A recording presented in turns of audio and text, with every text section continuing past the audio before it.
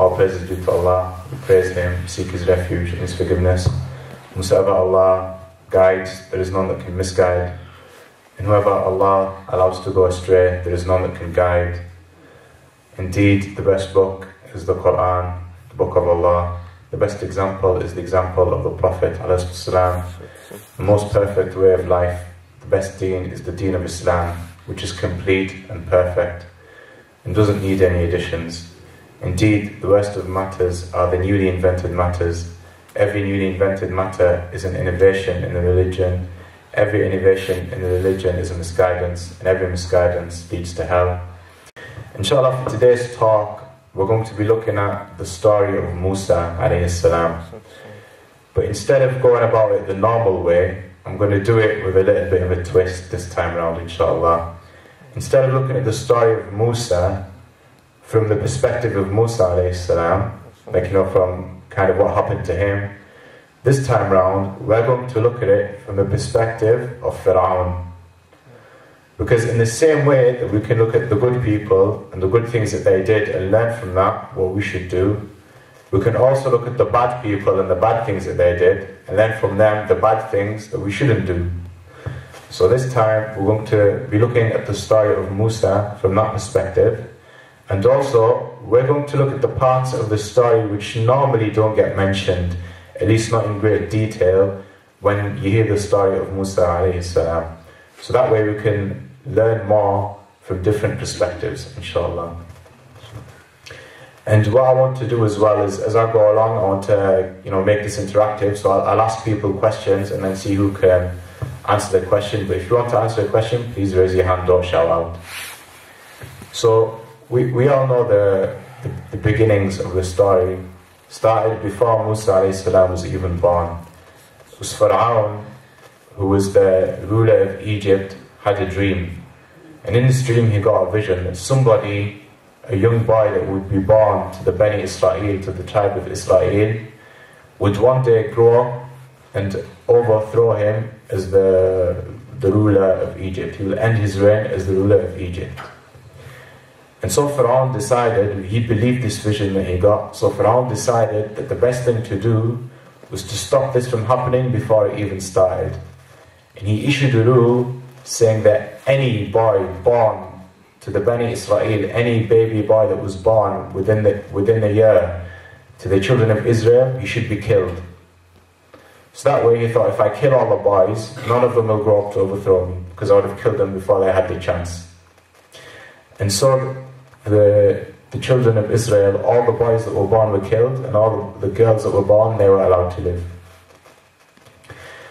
Now before we continue, does anyone know what Pharaoh, we always refer to him as Pharaoh, does anyone know what Pharaoh means, what the ancient Egyptian, the word Pharaoh in ancient Egyptian actually means? Does anyone know? No. Because it doesn't mean king, it doesn't mean ruler, it has a specific meaning. Pharaoh has a specific meaning. Does anyone know what Pharaoh means? Okay. Pharaoh is the ancient Egyptian word for house of God. That's what the word Pharaoh meant. It meant the house of God. Because the Egyptians used to believe the Pharaoh was the human embodiment of a divine being, of a god. So that the body of the Pharaoh was a home or a house of a god while he was on earth. And then after the Pharaoh died, the body disintegrated, but then that god would raise to heaven, and he would continue being a divine god, but this time overlooking people from heaven. So this particular Pharaoh, he used to publicize this a lot. And he used to remind people that, I am astaghfirullah. He used to say to them, I am your God, you have to worship me. And he used to make the people pray to him and make sujood to him and worship him. So we know the story where Allah subhanahu wa ta'ala, he wanted to save Musa from this tyrant and his law of killing all the boys of Israel. So he sent to the mother of Musa in a dream a message that she should put the baby Musa in a casket and set that casket in a river. So she did this, and the river took the baby Musa in the casket all the way until he beached, and he beached just outside one of the palaces of Pharaoh. And outside of that palace was the wife of Pharaoh, who's called Asiya. And Asiya was spending time near the river, and she saw the casket. So she looked inside, she found the baby Musa, and her heart melted when she seen a little baby that was stranded by himself in the basket. So she took him back to Pharaoh, who didn't know that this was one of the Bani Israel at the time. And she convinced him that we should keep this baby and raise him, and maybe he can be of use to us when he grows older. And Pharaoh accepted. Now Asiya, in a hadith, she was mentioned as one of the 4 greatest women in Islam. Does anybody know who the other 3 women are? Yes? Aisha? Yeah. Aisha is a very good guess, but she's not one of the 4. Aisha is distinguished. The Prophet ﷺ said that the difference between Aisha and the other women is the same difference between a certain type of food that the Arabs had that was known as the best type of food and other types of food. So Rasulullah, he said that Aisha was distinguished, but she wasn't one of the 4 main women in Islam. So would anyone else like to have a guess? Sorry? Khadija, mashallah, Khadija, the wife of Muhammad ﷺ, she was one of the 4 mentioned in the hadith. And somebody else said something else there, put your hand up. Yeah? Maryam, yeah, excellent. Maryam, the mother of Isa alayhi salam. And the last one was? Fatima, radiallahu anha. Fatima, the daughter of Muhammad alayhi salam. These are the 4 distinguished women in Islam. Now most of us know the story of Maryam and Isa alayhi salam. Most of us know the full story of Fatima radiallahu anha. We know the story of Khadija radiallahu anha. But how many people know the story of Asiya? There's not many. Most people know that, okay, she found Moses as a baby, as you've mentioned, and she took him to Pharaoh, and she convinced Pharaoh not to kill him, but to raise him as their own child. But then what happened? Most Muslims, unfortunately, they don't know the story of Asiya, even though she's one of the 4 distinguished women in Islam. And she's also mentioned in the Quran. She's mentioned directly in the Quran as well. So we should look at her story in full and see what we can learn from her story. When Musa alayhi salam became an adult and he began to preach Islam, he began to preach to people that we should only pray to Allah, and that Pharaoh was a false god, he was falsely claiming to be God, and that this was shirk. One of the few people who accepted Islam at his hands was Asiya, the wife of Pharaoh. And I want you to think about this. Egypt at that time was the most powerful country in the world, like America is today, if not even more powerful than what America is today. And the ruler of Egypt would have been the most powerful man in the world. He would have had all the riches in the world, all the luxury in the world. So being married to Pharaoh, Asiya had everything that a woman could have wanted. She'd have had power, wealth, luxury, you know, nothing to worry about. She'd have everything that the world has to offer. And yet still, she left all of that so she could accept Islam at the hands of Musa alayhi salam, and she paid a heavy price for it. Because when Pharaoh found out that his wife Asiya accepted Islam, he became very angry, and he ordered his soldiers to take Asiya into the desert and to torture her in the desert. In the middle of the heat, lie her down on the floor on the hot sand, and they began to whip her. And in some narrations they said that they nailed her, they got some nails, and they hammered the nails into her body, they nailed her to the ground. So she had nails going through her body, and they nailed her to the ground.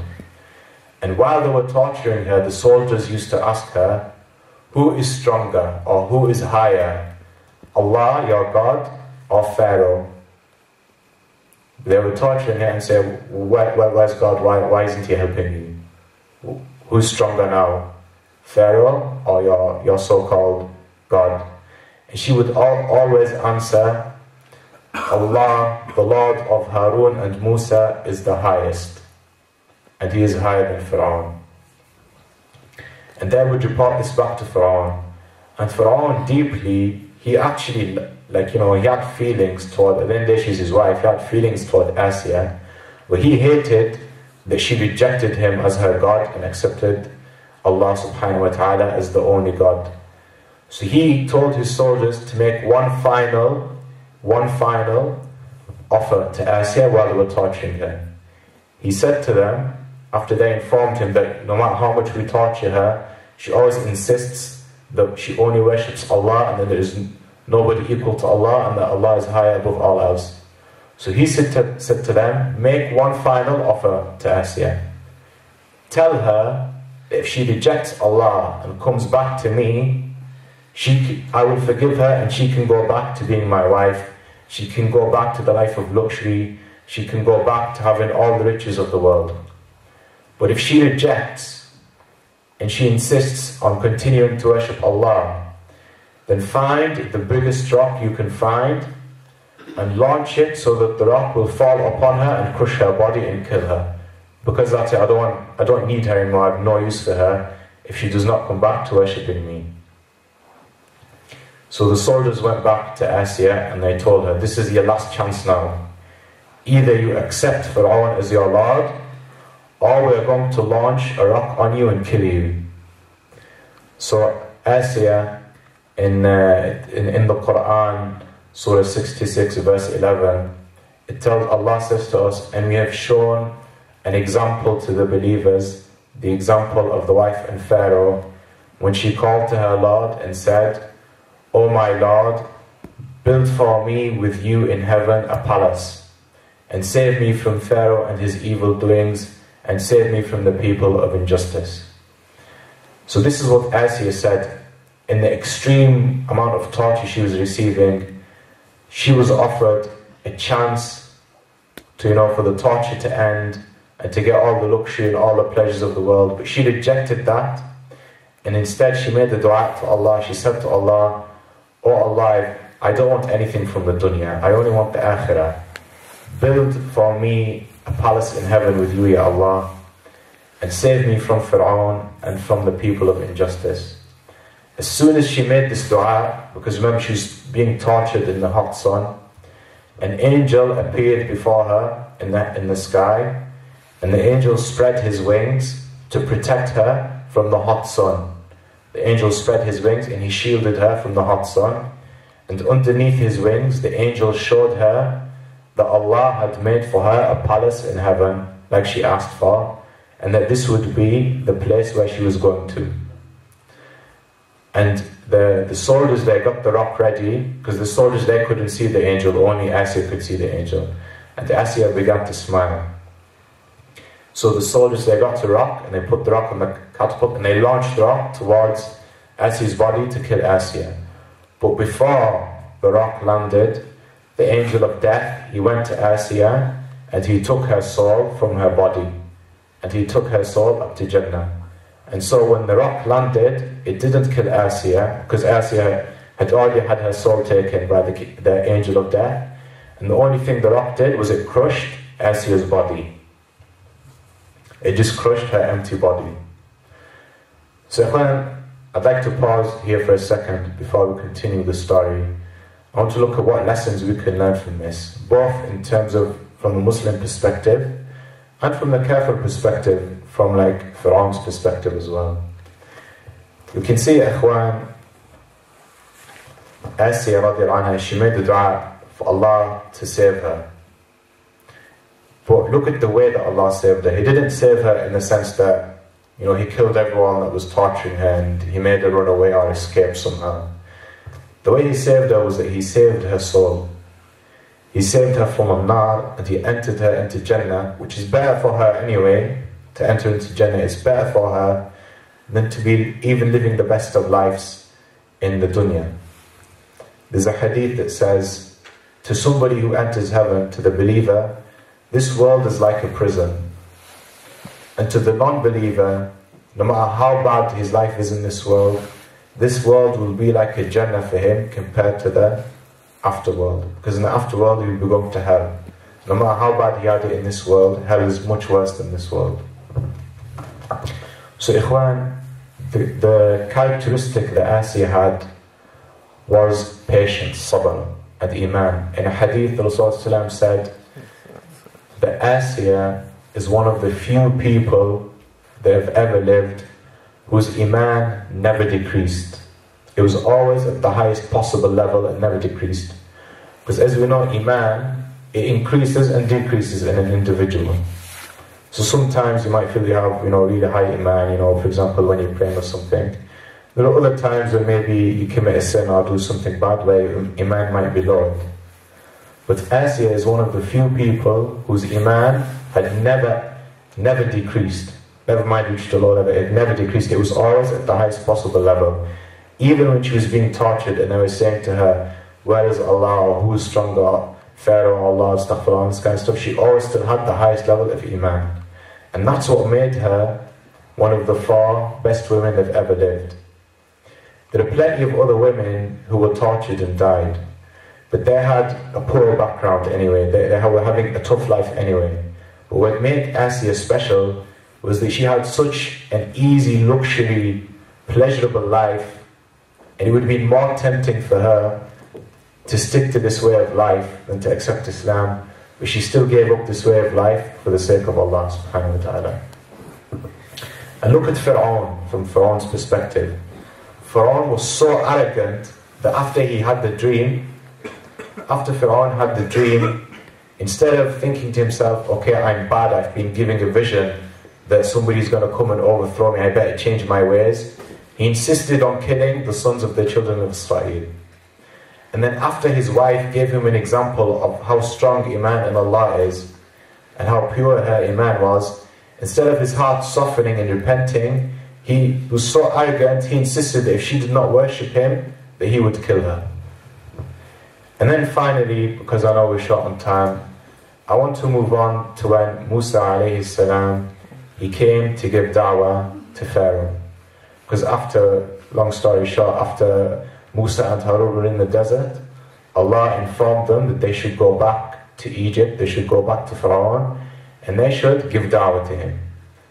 And Allah told them that when you give da'wah to Pharaoh, give da'wah to him in a gentle manner, so that he might listen to you. So this is an example for people who, they think that they know something about Islam, so they start giving so-called da'wah to people. They say, oh, you're not a proper Muslim, you're this, you're this, you're that. You're a bad person because you don't do this, you're a bad person because you don't do that.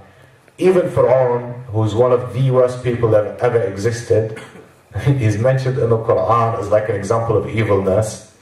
Even him, when Allah subhanahu wa ta'ala instructed his messengers to give da'wah to him, he told them, give da'wah to him in a gentle manner. And that's a good lesson for us to learn. So when Pharaoh listened to Musa, and Musa showed him his signs, the miracles that Allah gave him, Musa said to him, you're simply a magician. You're not really a prophet doing... Pharaoh said to Musa, sorry, astaghfirullah. Did I say Musa? Astaghfirullah. Pharaoh said to Musa, you're simply a magician doing tricks. And in the same way you can do magic, I have magicians who can also do magic. So what we should do is we should have a competition to see who's got the strongest magic, my magicians or you. And we'll do this in public so that everybody can see what's happening, and then the public can see the truth once and for all. So Pharaoh was so arrogant that even when Musa a.s. showed him miracles from Allah, Pharaoh, instead of seeing the signs and accepting the miracles of Allah, he thought that he was so great that he could, astaghfirullah, that he could do even better than that. So Musa a.s. said to him, there was a famous festival that the Egyptians had where the public would gather. He said to him, when this festival happens, we will have the competition between me and your best magicians. And we will see on that day who is truly the successful one. And so Pharaoh gathered his magicians, and Musa and Harun, and the magicians said to Musa, either you be the first to throw, or we shall be the first to throw. And Musa said to them, you go first. So the magicians, they took some ropes and they threw the ropes on the floor. And using their magic, the ropes began to move on the floor, wriggle as if they were a snake. And so Musa became scared when he saw the ropes moving. Because they represented snakes, he became scared. But Allah told him, do not be scared, Musa, you will have the upper hand, I'm on your side, or you have Allah on your side. Throw the stick which is in your hand and it will swallow up the ropes that they used, because the ropes that they used is just a trick of a magician, it's not real. What Musa had was real, it was a miracle from Allah. So Musa threw his stick, and his stick turned into a real snake, and it swallowed up the ropes that the magicians threw as a trick. And when the magicians seen this, because the magicians, they know the difference between what is real and what is a trick, they immediately made sujood to Allah. And they said, we believe in Harun and Musa, and we believe in the Lord of Harun and Musa. When they seen the signs of Allah, they accepted them, and they begged for repentance because of the magic that Pharaoh forced them to do. But when Pharaoh saw this, instead of repenting, Pharaoh, out of his arrogance, he said to the magicians, oh, you've accepted the Lord of Musa before I gave you permission? Musa must be the boss of all the magicians, and he taught you your magic. He must be your leader. So as punishment, I'm going to cut off your hands and feet on opposite sides, and I'm going to nail you to a tree. And then we'll see who's stronger, me or Allah. Astaghfirullah. And the magicians there responded to him and said, do what you want, because you can only issue rules in this dunya, in this world. But Allah, He issues rules in this world and in the akhirah, and we want the akhirah, we don't want the dunya. So Pharaoh crucified them, and they also went to Jannah. And then we know the rest of the story. Musa took the Bani Israel and escaped into the desert, and they approached a sea, and Musa split the sea, and then Pharaoh and his soldiers followed Musa into the sea, and the sea closed upon them and drowned Pharaoh and his soldiers, and Pharaoh was made an example to mankind. And that's the story of Pharaoh. So as we can see, the main lesson we need to learn, Ikhwan, is the main source of evil that Islam teaches us is what? It's arrogance. No matter how many signs, no matter how polite people were or shown to Pharaoh, Pharaoh, out of his arrogance, it just kept increasing and increasing and increasing. And the main characteristics of the Muslimin, especially in this story, is patience and sabr. No matter what befell them, they remained patient. Asiya remained patient when she was being tortured. The magicians remained patient when they were being crucified. The Bani Israel remained patient when they had their children killed and when they had to go into the desert. So, because, to finish, this is the last point I'll make, inshallah, is a lot of people are going through hard times at the moment. We've got the credit crunch, a lot of people have money problems, they can't find jobs, etc., etc. Think about what you're going through compared to what these people went through. It's nothing. So we should remain patient, and inshallah, in the end, Allah will reward us. And also we see people in places like Syria, it's exactly the same what's happened at the time of Pharaoh. In Syria, they bring you a picture of the Taghut in Syria, Bashar al-Assad, and they say to the people, make sujood to Bashar al-Assad. And if you don't make sujood to him, they torture you, and while they're torturing you, they say, where's Allah? It was caught on camera, it was shown on TV, saying, where's Allah, why doesn't he come and help you? Or they say to you, say that Bashar al-Assad is Allah, or we will torture you and kill you. So this is the same type of arrogance that Pharaoh had. But inshallah, if people remain patient, they will receive the same reward that the people like Asiya and Musa and those magicians received. And the Taghut will receive the same punishment that Pharaoh received. Jazakumullah khair. Wassalamu alaikum wa rahmatullah.